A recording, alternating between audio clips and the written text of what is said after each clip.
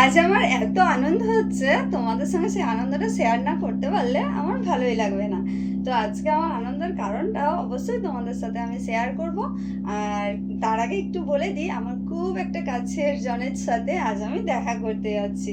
তো কার সাথে আজকে দেখা করতে যাচ্ছি, উনি কে, তো সেটা তো তোমাদেরকে দেখার জন্য পুরো ভিডিওটা দেখতে হবে।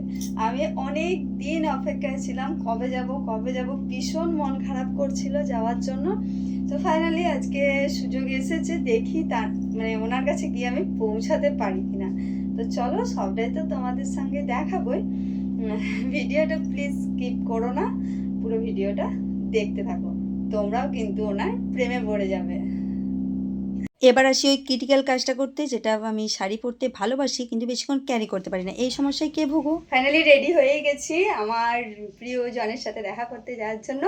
তো দেখো, শাড়ি পরে নিয়েছি, হালকা লিপস্টিক আর সুন্দর করে সিঁদুর পরেছি, আর সাথে থাকে আমার সানস্ক্রিন। এটুকুন ক্রিম মাখি, তাতেও আমাকে শুনতে হয়েছে এত এত ক্রিম মাখো। চলো চলো, আর দেরি না করে ঝটপট রেডিটা হয়ে যায়। যাবার পথে আমি যদি আমার প্রাণের শহর জয়পুর এলাকাটা শেয়ারই না করলাম, সেটা কি আর হয়।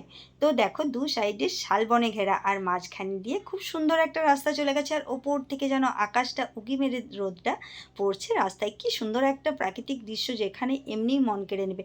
তো এখনও কি কেউ বাকি আছো আমাদের জয়পুর জঙ্গল বেড়াতে আসতে? তো আর দেরি কেন, ঝটপট চলে এসো আমাদের প্রাণের শহর জয়পুর ঘুরতে।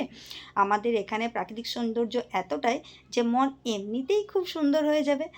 আর তোমাদের সাথে এই প্রাকৃতিক সৌন্দর্য শেয়ার করতে করতে চলে এসেছি আমার ভালোবাসার কাছে। তো দেখো, আমার ভালোবাসা, আমার সোনামা তোমাদের সামনে। তো বিষ্ণুপুরের কাছে যে এমআইটি রোড আছে, এখানের এই মা খুবই জাগ্রত। তো দেখো, বিশ্বাসের ওপর সবাই নির্ভর করে সব কিছুটা। তো আমি আমার সোনামাকে এতটাই ভালোবাসি যে মাকে আমি সব মানে মন থেকে খুব বিশ্বাস করি, ভরসা করি। সেই জন্য মায়ের আজকে সব কিছুটা তোমাদের সাথে তুলে ধরলাম।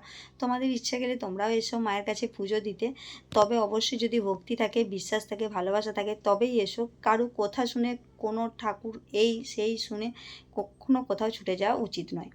যেই ঠাকুরের কাছে ভক্তি থাকবে, যেই ঠাকুরের কাছে বিশ্বাস থাকবে, সেখানেই যাওয়া ভালো। তো পুজোর শেষে দেখো, পুজোর মানে প্রত্যেকটা ভক্তকেই, এমনকি মানে সবাইকেই প্রসাদ দেওয়া হলো।